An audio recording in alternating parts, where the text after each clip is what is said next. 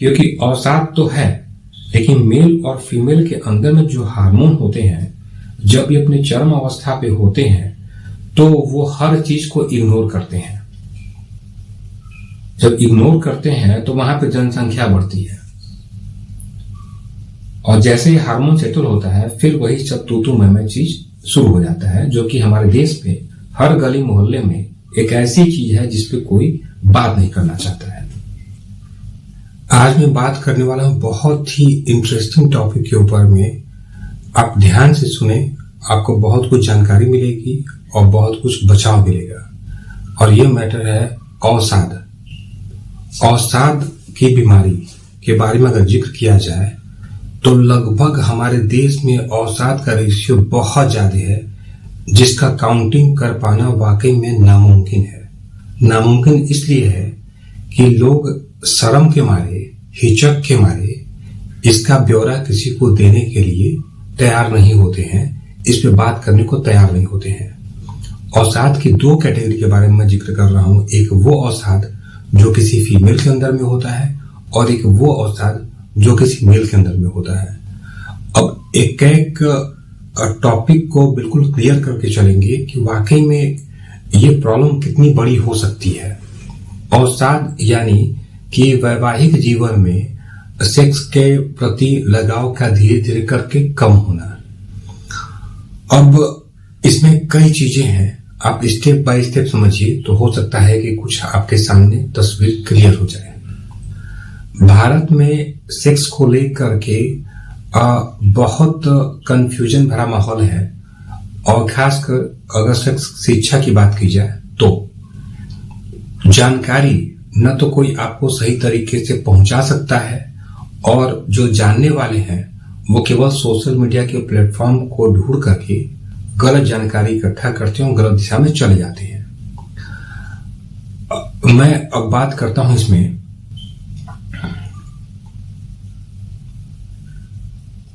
कई श्रेणियां बटी हैं इस चीज की कि ये चीज शुरू कैसे होता है और इसमें कौन कौन सा फैक्टर इन्वॉल्व है। जैसे आपने देखा होगा कि लगभग 40, 45, 50 साल होने के बाद में लोगों के प्रति, यानी कि लोगों के अंदर में अवसाद वाली एक भावना आती है। उनके मैरिज लाइफ में जो उनके मेल पार्टनर हो चाहे फीमेल पार्टनर हो, इनसे आपसी अंडरस्टैंडिंग काफी कम देखने को मिलती है, जैसा मैंने हजारों लाखों लोगों पे देखा है।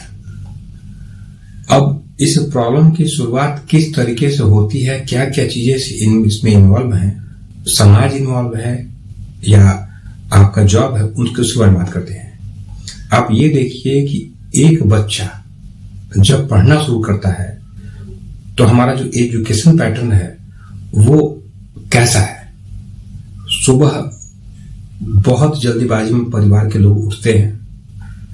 अब कंडीशन क्या है कि किसी को 100 किलोमीटर भी जाना है जॉब करने के लिए, किसी को 200 किलोमीटर जाना है, किसी को नजदीक में जॉब करना है, कोई व्यापार करता है उसको अपना सामान लाना है, दोपहर में दुकान खोलनी है, व्यापार करना है, सुबह निकलना है, रात को देर लौटना है, 4 घंटे का रोज का सफर आपको करना है अपने जॉब को लेकर के।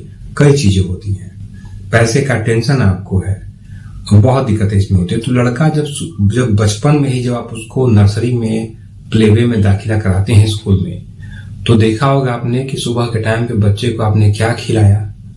तो जिस टाइम पे पौष्टिक आहार देना चाहिए था, उस टाइम पे बच्चे को आपने सिर्फ वो चीज दिया जिससे कोरम पूरा किया जा सके। ऐसा कोई भी बच्चा आपको नहीं मिलेगा, खासकर पढ़ने वाला, और ऐसा कोई भी इंसान आपको जल्दी नहीं मिलेगा।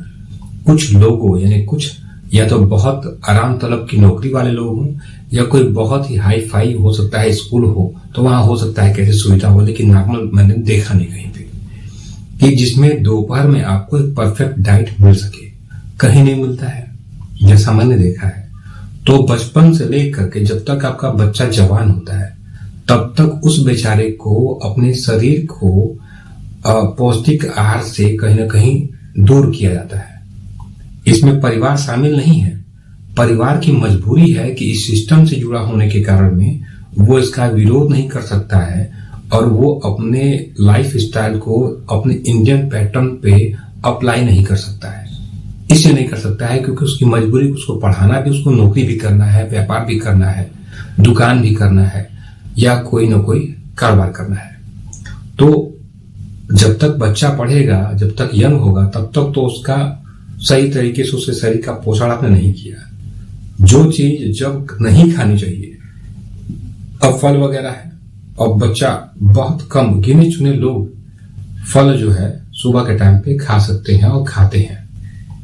मैक्सिमम लोग खाली पेट चले जाते हैं जॉब पे चाय पी करके, कुछ लोग हल्का फुल्का चीज खा करके चले जाते हैं, कुछ किसी एक पर्टिकुलर पैटर्न को फॉलो करते हैं। पढ़ाई करने के लिए लोग यही फॉलो करते हैं।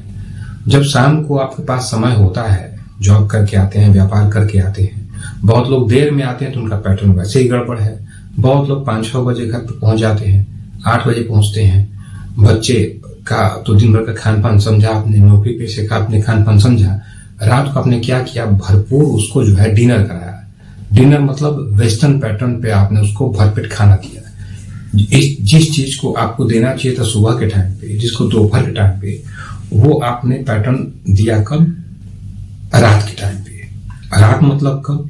8 बजे, 9 बजे, 10 बजे, 11 बजे, बहुत लोग 12-1 बजे भी करते हैं। तो जो कि आपका नेचर अलाउ नहीं करता, आपका शरीर अलाउ नहीं करता, उसको तोड़ करके आप चले आ रहे हैं। कब तक चले आ रहे हैं? तो पढ़ने के बाद नौकरी लगेगी, नौकरी जब तक रहेगी, 60 साल तक रिटायरमेंट होगा, तब तक व्यापार या बिजनेस में है, किसी दुकान में है, तो जीवन भर आपका ऐसी चलते रहता है। तब तक आपको इतना रोग व्याध लग जाता है जिसको आप कहीं लिख नहीं सकते हैं। सोचना पड़ता है कि कौन सी तकलीफ छूटी है। जब पेशेंट आते हैं तो वो लिख करके लाते हैं, फिर बोलते हैं कि ये चीज मैंने छोड़ दिया है। उनको सोचना पड़ता है कि कितनी तकलीफें उनकी है। तो ये आपका लाइफ स्टाइल, खान पान का जो तरीका है, जो सिस्टम है, वो कहीं न कहीं गलत है। अब इसमें ऐड करते हैं दूसरा टॉपिक। बहुत लोग एडवांस हैं। एडवांस मतलब जिनकी सोच एडवांस है। इसमें वो कैटेगरी है जो बहुत लोअर वाले हैं, जो अपने आप को एडवांस दिखाने के चक्कर में अपना डाइट और अपना लाइफ स्टाइल सही नहीं कर पाते। कुछ लोग हैं जिनके पास में संसाधन भी है, पैसा भी है, सब होने के बावजूद वो अपने खाने पीने पे, अपने लाइफ स्टाइल पे समय और पैसा नहीं खर्च कर सकते हैं। कुछ लोग ऐसे हैं कि जिन्होंने वेस्टर्न कल्चर को ही अप्लाई कर लिया, तो उस कंडीशन में ये तीनों ही पैरामीटर आपको खराब होते हैं। और इस आधुनिकरण का, यानी कि आधुनिक चीज का अगर कहीं से डेवलपमेंट हुआ है तो वो सिर्फ टीवी या फिल्म को देख करके, धारावाहिक को देख करके लोगों ने अपने अंदर किया। इसके बाद से आता है कि आपके घर का माहौल। हमारे यहाँ हिंदुस्तान में जब आप किसी लड़की का शादी करते हैं, चाहे लड़के का शादी करते हैं, तो जो फ्रीडम वाला जो नेचर होता है, कभी आप उनको फ्रीडम के पैरामीटर पे नहीं छोड़ते हैं। आप हमेशा ये देखते हैं कि आपके समय पे क्या चीज माहौल था, और उसी माहौल को इनके ऊपर में थोपने का प्रयास करते हैं हमेशा। और जहां पे फ्रीडम दिया जाएगा, वहां पे आपके जो बच्चे, जो लड़के और लड़की हैं, वो किसी न किसी आधुनिक परिवेश में अपने आप को मॉडर्न दिखाने के चक्कर में अपने इस लाइफ स्टाइल और खान पान के फैक्टर को भूल जाते हैं। समय होता है 2 साल, 4 साल, 10 साल, कुछ साल तक भूलते हैं, लेकिन जब इनका शरीर यंग से आपका प्रौढ़ावस्था में जाता है, यानी कि जब ये जवानी की इनकी अवस्था होती है, जब ये प्रौढ़ा की तरफ में बढ़ते हैं, यानी कि जब इनका एज फैक्टर 40+ में कन्वर्ट होना शुरू होता है, तब इनको धीरे धीरे करके ये एहसास होता है कि बहुत कुछ गलती किया। बहुत लोगों ने शराब पिया, बहुत लोगों ने सिगरेट पिया, बहुत लोगों ने तंबाकू खाया, बहुत लोगों ने गुटखा खाया। फिर यहाँ पे एक और टॉपिक आता है ईगो। ईगो की समस्या हमारे देश के अंदर में कूट कूट के भरा हुआ है, और इसका रीजन है यहाँ की इकोनॉमी, यहाँ के लोगों का दिवालियापन और यहाँ के लोगों का आर्थिक रूप से कमजोर होना, शिक्षा का कम होना।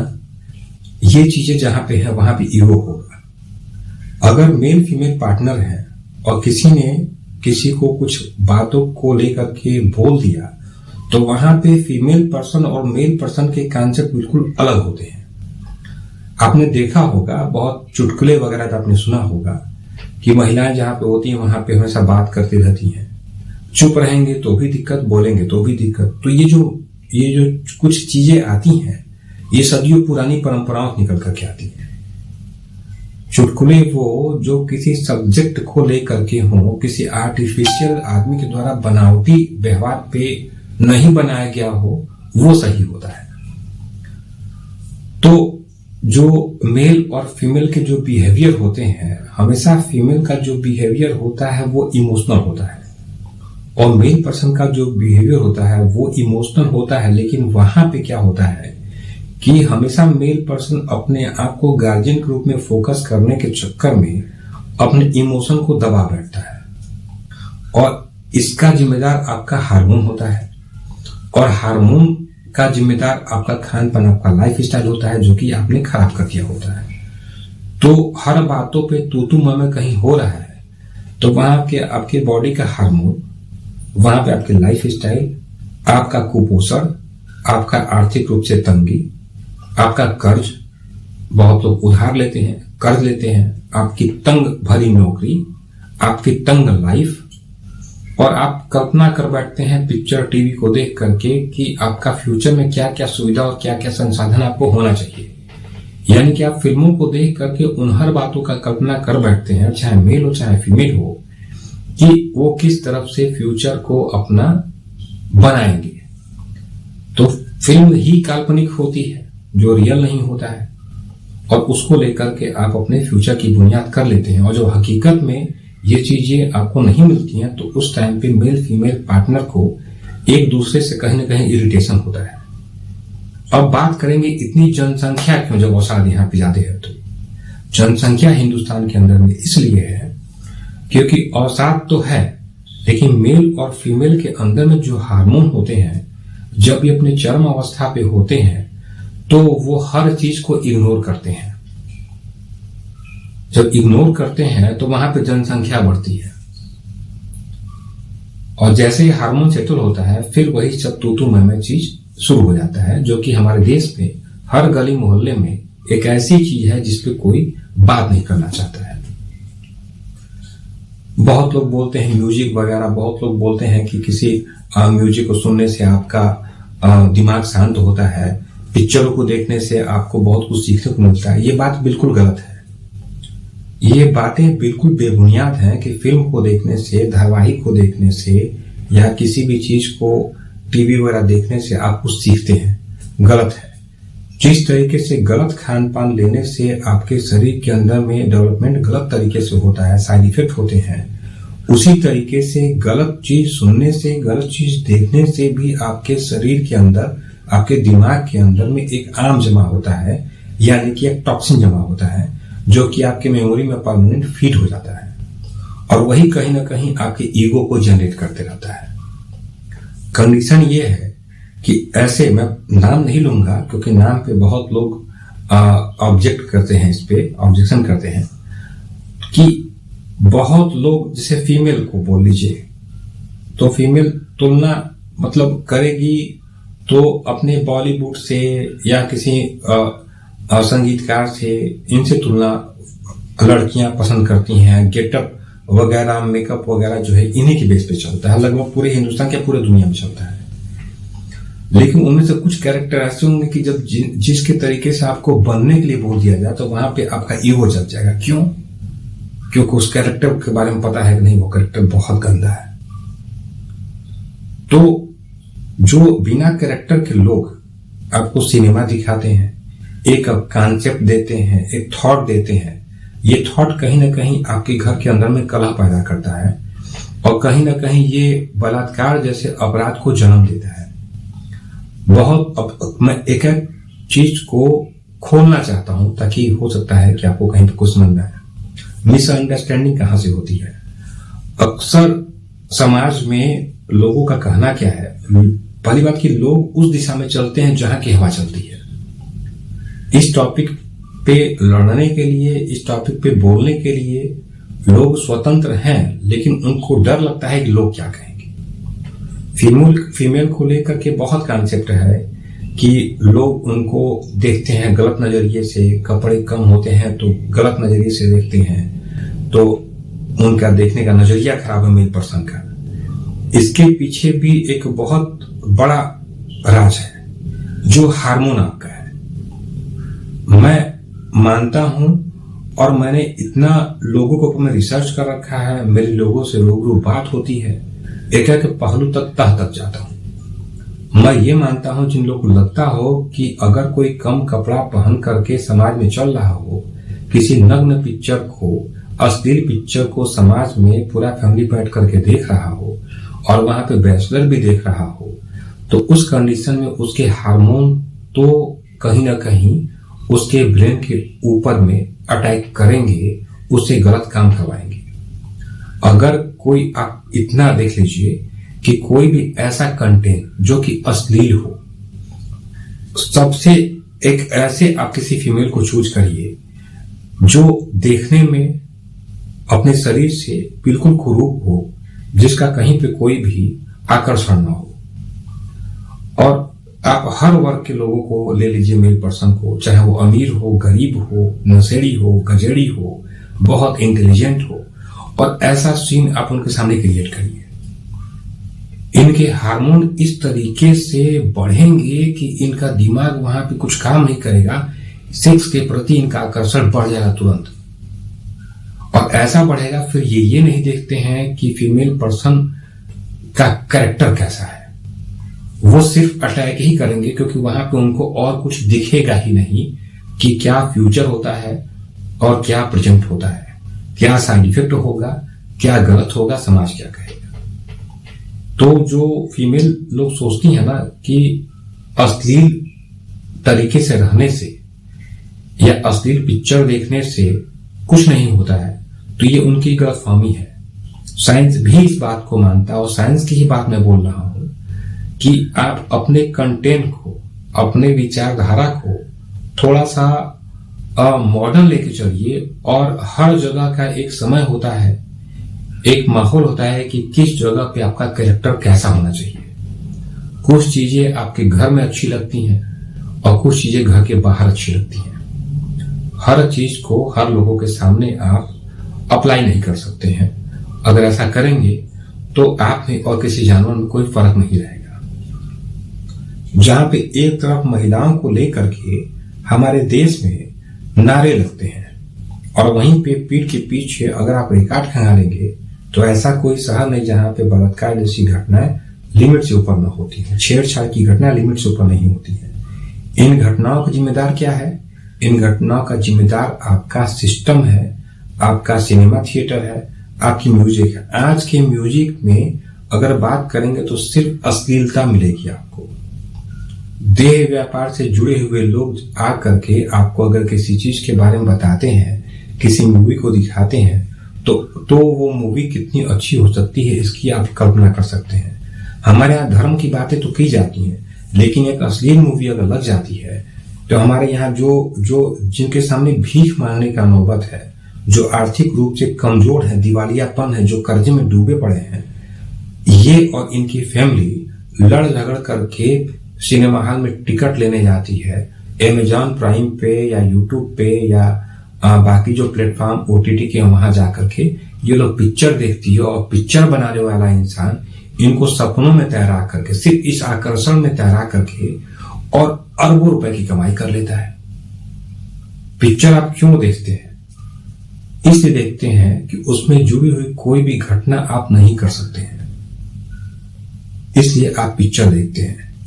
रियल में अगर आपको पिक्चर या कहानी सुनाई जाए तो आप ऊब जाएंगे, आप तंग हो जाएंगे, क्योंकि वो आम घटना होती है जिसको आप सुनना नहीं चाहते हैं। ऐसा ही होता है और ऐसा ही चला आ रहा है। हमारे देश में सदियों से लेकर के कुछ चीजों को छुपाया गया है। छुपाया गया क्या? शिक्षा के प्रति आपको जागरूक नहीं किया गया, किसी टॉपिक पे आपको बहस नहीं करने दिया गया, किसी धर्म को लेकर के कभी आपको टारगेट नहीं करना चाहिए। अपना धर्म अच्छा है, अपना धर्म आपको हर चीज की आजादी देता है, लेकिन यहाँ पे लड़ाई क्या है? लड़ाई यहाँ पे सिर्फ अश्लीलता से है, और लड़ाई आपके अपने ईगो से है, जो कि बिना शिक्षा और बिना आपके खान पान और बिना आपके रहन सहन के संभव नहीं है। इसमें सभी लोग जिम्मेदार हैं। इसमें समाज भी जिम्मेदार है, आपका घर भी जिम्मेदार है, और आसपास के जितने भी लोग हैं कहीं ना कहीं डायरेक्टली इन्वॉल्व है। आपका वो हर बॉस इसमें जिम्मेदार है जो कि आपको लिमिट से ऊपर काम पकड़ाता है, आप टेंशन में होते हैं, आप फीमेल पार्टनर से के साथ सही से बात नहीं कर सकते हैं, आप इरिटेट हो जाते हैं। आपकी वो हर फीमेल पार्टनर जिम्मेदार है जो अपने आप को कॉपी कर रही है किसी और चीज से, और आपको जो है कहीं ना कहीं पे आपके अंदर में ईगो जनरेट कर रही है, आपको गलत दिखा करके। जब आप आईने के तरीके से साफ रहेंगे तो कभी भी आपके अंदर में अवसाद की स्थिति नहीं आ सकती है। तो ये छोटी मोटी बातें नहीं है, बातें तो ऐसी हैं कि जिस चीज के बारे में अगर बात किया जाए सिर्फ अवसाद के लिए तो कई दिन लग जाएंगे, महीने लग जाएंगे इस टॉपिक को समझने के लिए। लेकिन थोड़ा जो मेरे दिमाग में था उस चीज को लेकर के मैं केवल एक रफ वर्क कर रहा हूं ताकि मेरे भी रिकॉर्ड में रहे और आपके भी रिकॉर्ड में रहे। तो मैं लोगों से सिर्फ ये कहना चाहूंगा कि लोग पूछते हैं कि आबादी यहाँ पे इतनी कैसे है। तो आबादी यहाँ के नग्नता की वजह से है। यहाँ का जो आप फिल्म इंडस्ट्री चल रही है उसके वजह से जो आपके हार्मोन है जब बढ़ेंगे इन सब चीज को देख करके, जैसे आप एग्जाम्पल के रूप में मैं आपको रियल फैक्ट चेक करा सकता हूँ।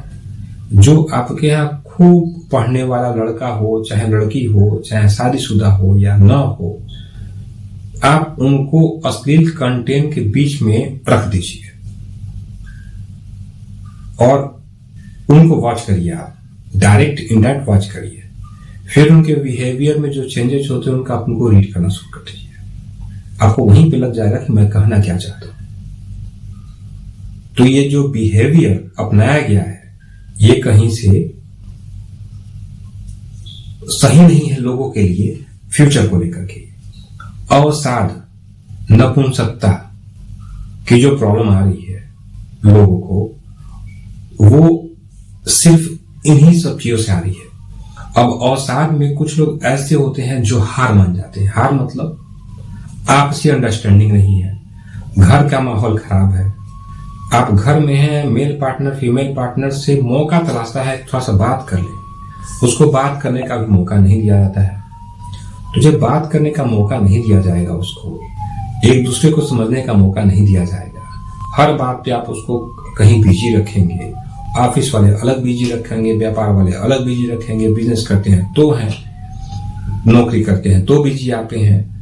तो जब आपको माहौल सही नहीं मिलेगा तो उस कंडीशन में आप में से कुछ लोग ऐसे होते हैं जो अवसाद को लेकर के अपने दिमाग को वहीं पे सेट कर लेते हैं कि चलो अब लाइफ ऐसे ही कटेगी।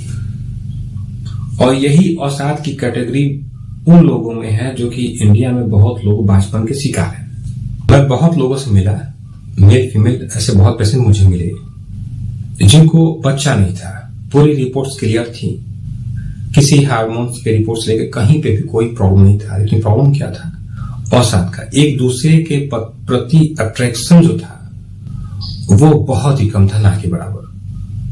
वो दोनों लोग अपने दिमाग में कॉम्प्रोमाइज करके चल रहे हैं, बस लाइफ चल रही है, बस काफी है। इस चीज में जो बांझपन का केस सामने खुल करके आता है, यही मेडिकल माफिया आपको आईवीएफ करा करके कैश करते हैं। तो मेरा मानना यह है कि इस टॉपिक पे आप चर्चा करें और कमियों को निकालें, खुल के रहिए, ताकि आपकी ये समस्या आपके लाइफ को डिस्ट्रॉय न करे। धर्म के प्रति लोग जागरूक होते हैं, लेकिन कभी देखा आपने 40 के बाद धर्म कर्म की बातें कुछ ज्यादा की जाती हैं। क्यों की जाती हैं? और उसके पहले 20, 25, 30, 35 में तो बात नहीं होती है। वो सिर्फ इसलिए होती है क्योंकि वहां पे आपके अंदर अवसाद की भावना इस तरीके से आती है कि जब कुछ नहीं मिलता आपको, फिर वहां पे आप अपने आस्था को खंगालते हैं। बहुत ही कम लोग ऐसे मिलेंगे जो दोनों को एक साथ में लेकर के चलते हैं। धर्म भी है, परिवार भी है, आस्था भी है और उनका मैरिज लाइफ भी है। जो सुखी लोग होते हैं। ऐसे लोग बहुत ही कम मिलेंगे, हजारों लाखों में से कुछ लोग मिलते हैं जो वाकई में अपने आप को सही तरीके से एडजस्ट करके चलते हैं। इसमें आपके, मैं करोड़पतियों से मिला, उनका भी मैंने देखा हाल बुरा है। मिडिल क्लास से ही मिलता हूं, उनका भी हाल बुरा है। जिनके पास कुछ भी नहीं है उनसे ही मिलता हूं, उनका भी हाल बुरा है। तो आप अपने फ्यूचर का माहौल अपने हिसाब से बनाइए। और खुशी का मतलब क्या होता है कि अपने परिवार के साथ में अगर आप 2 वक्त की रोटी खाते हैं, अपने जरूरतों को पूरा करते हैं, तो उसको बोलेंगे कि आप खुशी से, सुखी से अपने लाइफ को जी रहे हैं। लेकिन कल करना है, परसों करना है, इसके बाद फ्यूचर देखना है, तो इसका मतलब यह है कि आप अपनी जिंदगी को ढो रहे हैं। कहीं ना कहीं अवसाद अटैक आपको करेगा। हर चीज इसमें कड़ी है, खान पान, लाइफ स्टाइल, आपका जॉब, आपका एजुकेशन, आपका ईगो, आपका सोशल मीडिया, आपका न्यूज, आपका टेलीविजन, आपका सिनेमा, हर चीज कहीं ना कहीं आपको इसमें, आपका बैंक अकाउंट, आपके कर्ज वगैरह सब इसमें, आपके क्रेडिट कार्ड, आपके डेबिट कार्ड, कहीं ना कहीं दिक्कत आपको करते हैं। तो थोड़ा सा खुल करके जीने का कोशिश करिए ताकि इतनी बड़ी प्रॉब्लम कहीं ना कहीं आपको ना हो। उम्मीद करता हूं कि कुछ न कुछ आपको समझ में आया होगा।